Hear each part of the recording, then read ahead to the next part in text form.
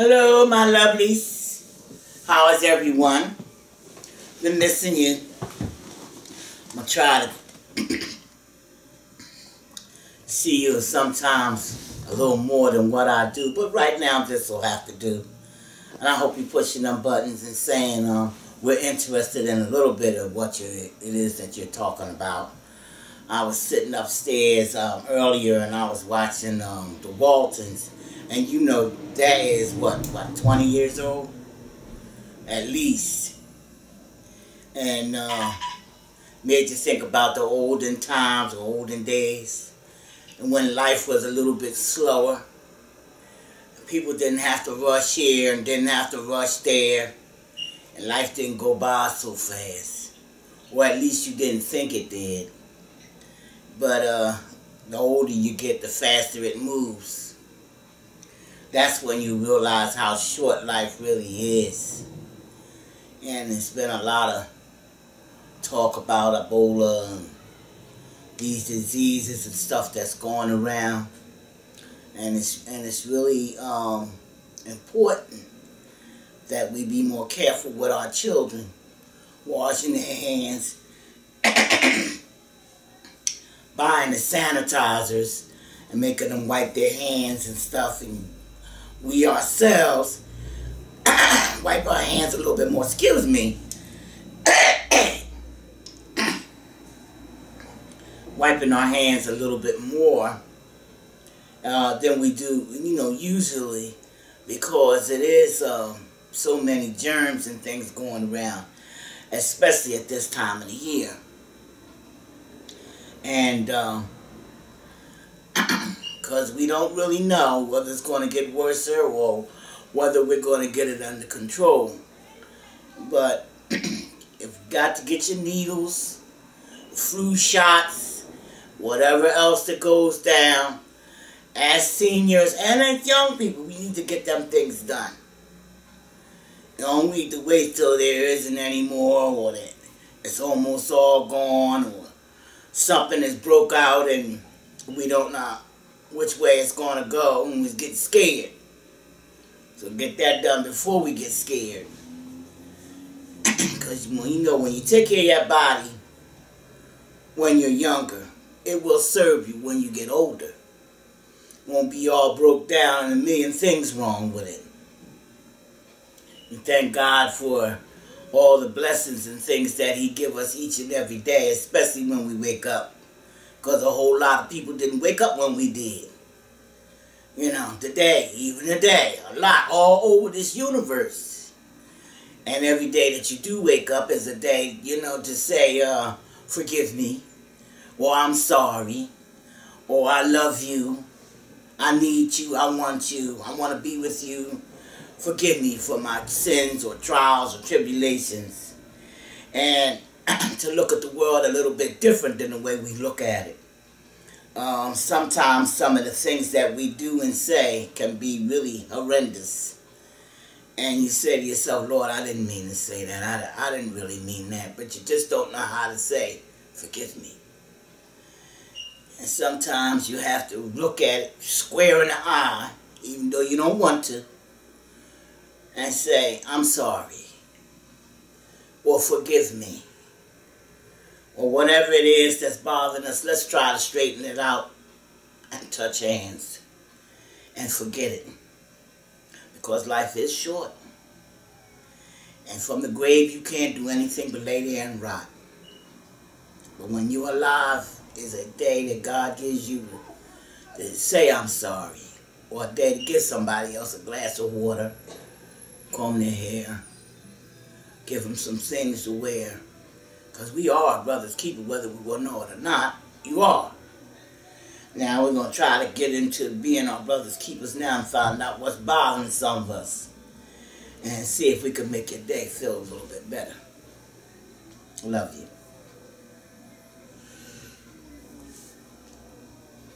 Alright, this one says, I recently turned 18 on the 23rd.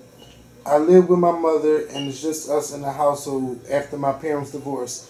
My mom is known to want to put stuff in people's name because she messed up her credit.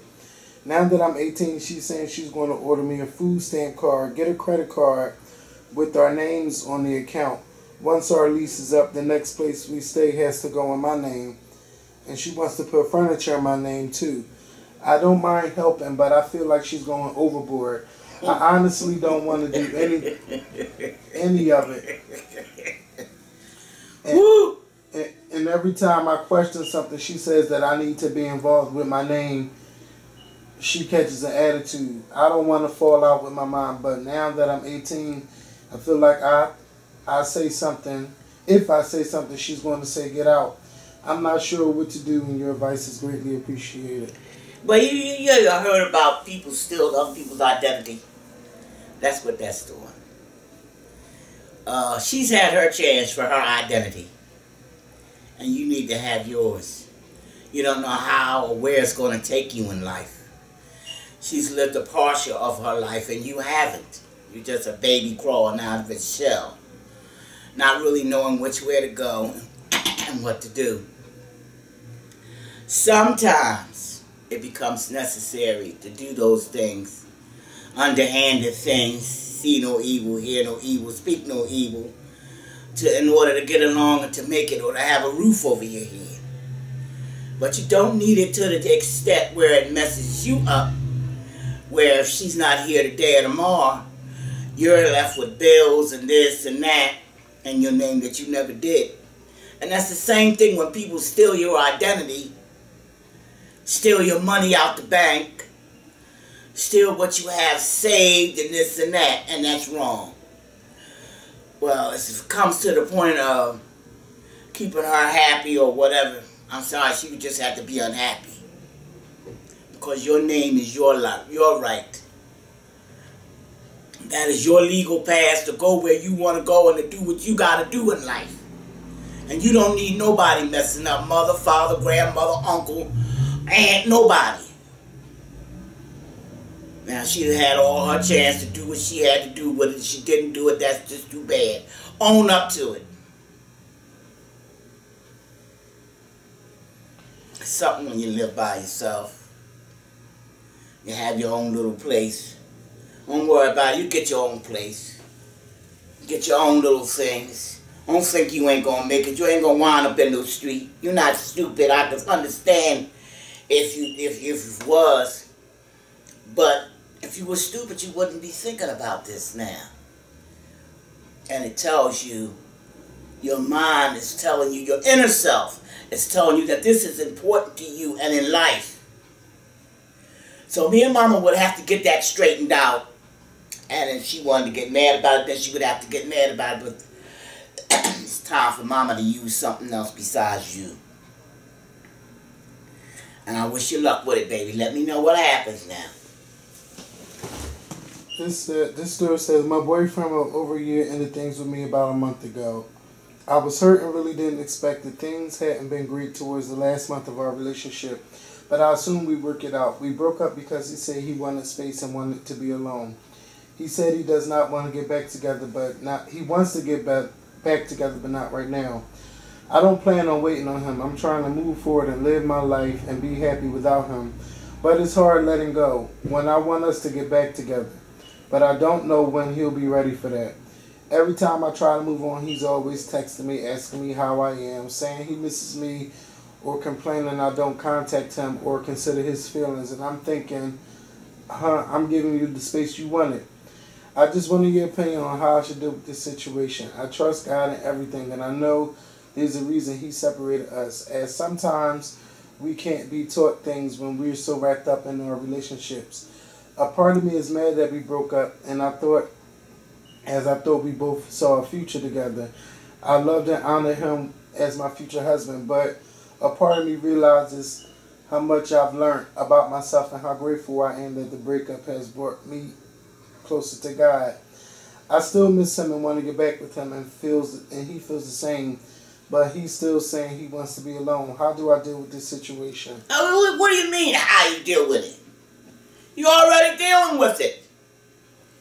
Your inner self is already telling you. It's done already told you. You said it made you even closer to God. What's come is come. What's gone is gone. That's gone. That's over with. What did I tell you about letting go? What did I tell you about things not remaining the same? You're holding on like you in the ocean, holding on to a block for support so that you won't drown. You don't need him not to drown. Every time you get a hold of a good landing, here he comes to pull you out from under there. Say goodbye and let that be that. Let it go. I'm holding on what can't be. You had your time with him. Now you just let your time be with somebody else. Or let his time be with somebody else. And every time you want to get yourself together with him again, it's the same old story. Let go, honey. Because you ain't doing nothing but making yourself more miserable. That's all you're doing. You know? That's the same. That's just like using old paper towels. You know, use paper towels and wipe your hands and then you don't go back there and use the same damn paper towels and wipe your hands again to clean them off or to dry them off, or when you want something new. You want something fresh. Let that go and cut it out. Act like you're grown. Next.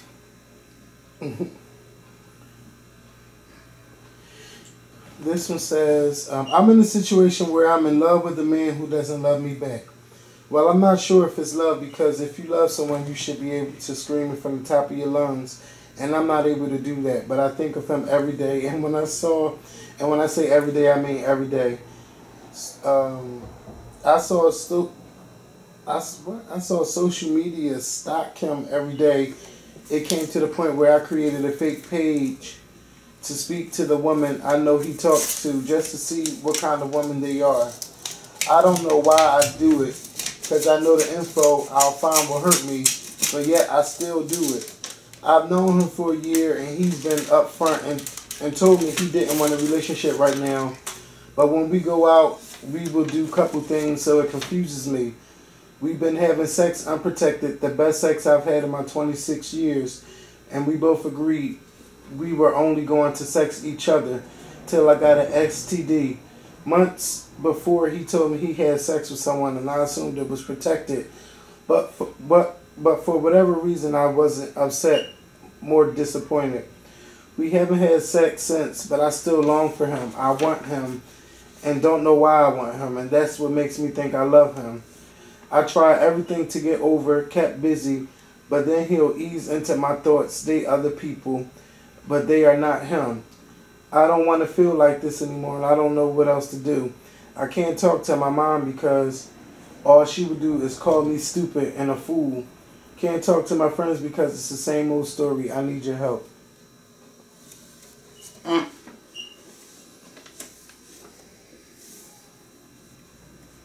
What do you need help in? Something you already realized? What's up and what's down? You know, sometimes we hate to blow up. Damn. It's so easy to remain a kid. And you remain a kid, other people solve our problems for us. They do it their way and we become satisfied with it.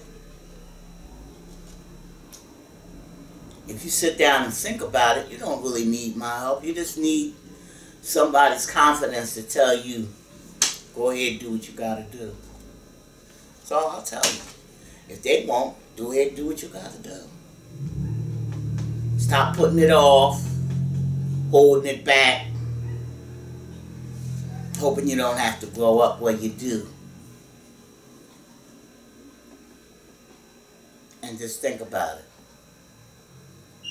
And let me know how you come out with this. So 2 weeks ago, my boyfriend texted me to let me know a date we had planned for the night and had been canceled, and that he had to go to South Carolina for the weekend for a family emergency. We live in North Carolina. So I tell him I hope everything is okay because I know his grandma lives there and she is kind of sick. So then he tells me he might as well tell me before he goes down there. A girl he used to date got in contact with his grandma and told her to have him call her. He calls her and she informs him he has a 7-year-old son that he never knew about. Here's the best part. The little boy has his name. He already has 2 kids. I have none. He goes down to South Carolina to meet the little boy and do a DNA test.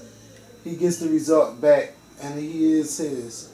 Ever since he got back, it's like he's been pushing me away and being distant. I know he is going through a lot and I'm trying to give him his space. He's been saying to me he doesn't know if he wants any more kids now with this little boy popping up. He knows I want a child of my own and this is breaking my heart. I love this man and want us to work, but I don't know what to do. Please give me some advice or some type of words of encouragement. She married to this man? No. Girl, thank God and go ahead on. What I tell you about holding on? Same old thing, just holding on. Now he done went in another direction. You've been watching this go on. That's just like somebody kicking you in your teeth and your ass. Alright, so he made a baby somewhere else. You could have had nothing to do with that. The child ain't had nothing to do with that either. Because they don't ask to come here. Somebody was in love with him too and they wanted to have a baby by him. But you be thankful that God didn't let you have no baby by him. And just pick up your little baggage, throw your stuff in your little bag, what's easy to carry, and go to hell on about your business. Cut that out. Acting like you don't know the deal. You need me to tell you the deal? What I done told you. Go to hell on about your business. Don't act like you too. Next. I'm going to try to make this short. I've been talking to this guy since last November. Mind you, I am a gay male. Him, on the other hand, is not out the closet. I didn't know what I was getting myself into. He would be intimate with me behind closed doors, but I've been with him through 2 of his girlfriends. He would tell me how much he loves me and how bad he wants to show his love for me in the public eye. But this has been going on far too long, and I got tired of him portraying something he wasn't in the public eye and me being put second to these females. So I moved on to another guy that wanted me for the longest, and he saw me in the other guy's car when he was dropping me off, and I kissed the guy when I got out the car. And the guy I was talking to since last November said he lost all trust with me and he was done with me. So weeks go by and we haven't spoke to one another. But today he followed me on Twitter and every other social network. My question is, what do I do in this situation? Did I do right by moving on? Because feelings are there, but I'm through dealing with him living 2 different lifestyles and no one can be forced out the closet. Thank you in advance. Yeah, here's another one. Want somebody to tell you that they're right. You know damn well you right. He's living a life, he likes to live the life of a clown. Our man Flip. You know, what can you say? You could never be number one. Number one is the women that he's with. You're just a second port in the storm. Yeah, he may love you in his way, but that's about it. That's as far as it's going, and he's telling you this. Now that he thinks you got somebody else, gonna put his foot in there. Put his foot in the door so you can't close it all the way. And you got all these thoughts and wonders and desires that might go to hell on. Shit now. Come on, girl. Cut that out. Got any bitch in you, you know the difference. You know just like I know what's up and what's down. Trying to hold on to what? Where you hope? He trying to hold on to you now that you trying to move on. Keep moving. Hey-oh. Just keep on going. You'll be all right. And he'll get the message. Don't want nobody to hide me in no closet. You got to hide me. Hey, what you need with me? Next. This is the last one. It says, my mom has been married to her husband for almost 2 years in November, but they have been together about 6 years. For the longest, it has always been something I didn't like about him. They have been arguing a lot and it's stressful and annoying because it's over the same thing.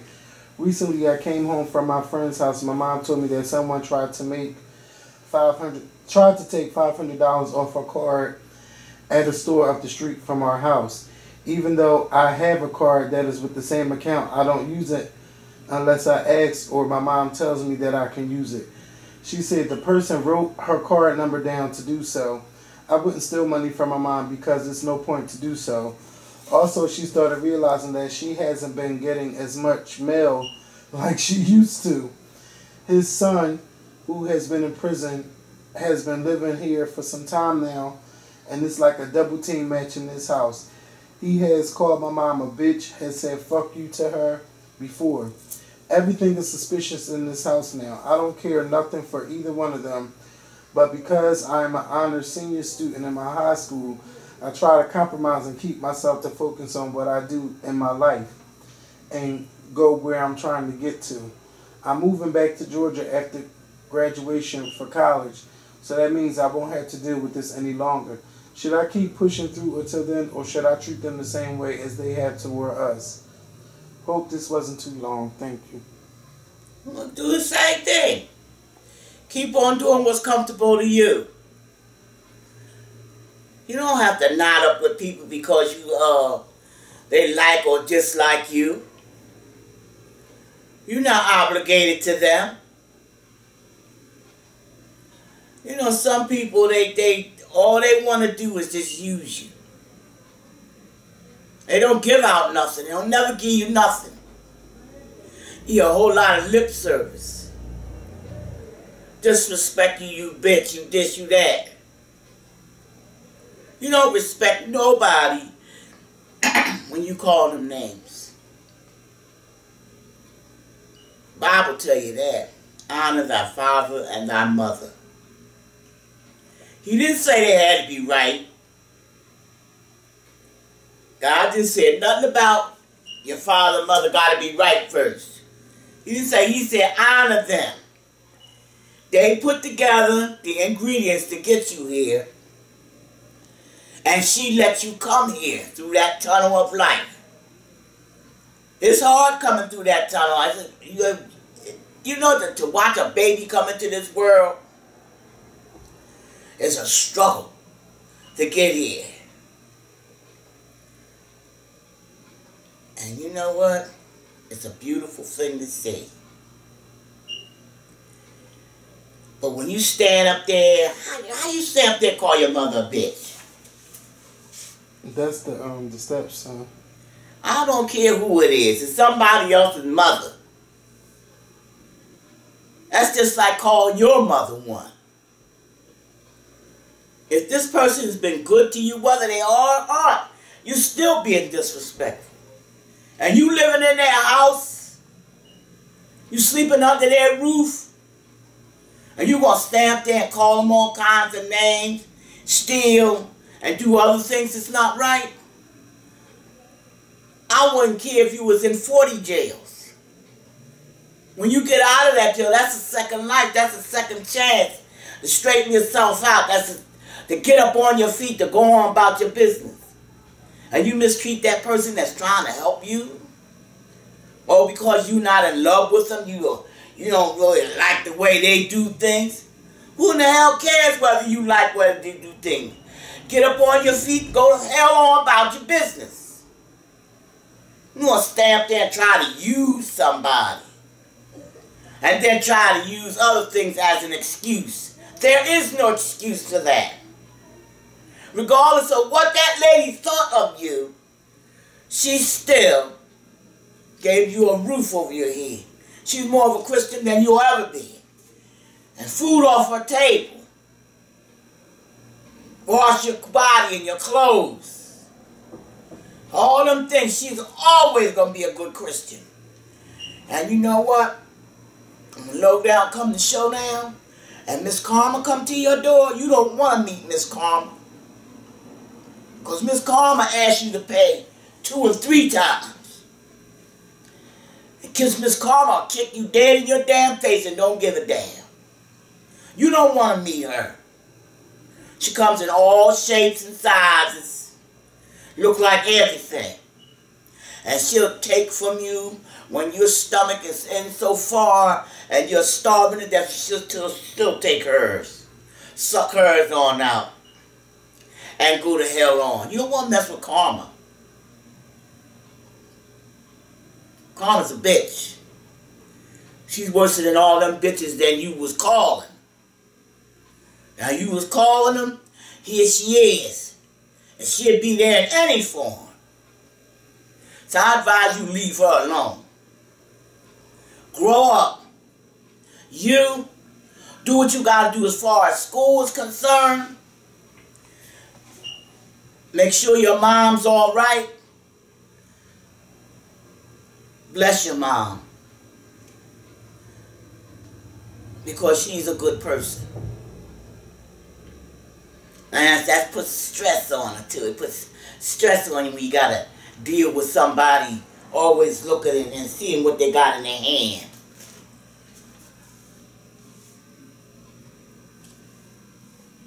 You'll be alright. You watch out for your mom. Today, we talked about letting go. How we still don't want to let go. How we don't want to grow up. How we want to stay a kid and let somebody else solve our problems. It's alright when you need a little help. There's nothing wrong with it. But when you're looking at it as it truly is, they're looking at it as it truly is, and you still don't want to get it together, it's pitiful. You can't make somebody want you that don't want you. People will tell you, oh baby this and oh baby that. I don't care what form it's in. Man or woman. I love you, I need you, and then put that finger or stab you in your damn back. And you know it. And you standing up there, you needed that bad that you can let somebody mutilate you, do all kinds of shit to you. You need that kind of affection. Nobody wants that kind of affection. You need somebody to hurt you and use you like that. Love can come in any form. But that's not love. Not at all. Open your eyes. We don't like to see the truth. Because the truth hurts. It always does. And it lets you know that we do have weaknesses. Sometimes we don't see things the way we want to see them because we want something so bad. You can't be number 1, to hell with it. Why you got to be number 2 underneath the covers somewhere? Back there. Always being hid. Don't cut that crap on out. And go on, get on with your life. Yes, it's hard. Get your crying over with. And get yourself together. And go head on. And be happy. Because like I said, life is short. When you get to be an old fox like me, you'll see how damn short it really is. You got a pain here and a pain there and a cripple here. You can't get up here. You fall down there. You can't. Look. Like I said, it's short. Go on and live your life and be happy. You got somebody doing all kinds of shit to you and telling them, I love you. Come on with that shit. Come on now. I need no damn body to waste my time. See you next time. Don't forget to push them buttons. Show me how much you love me.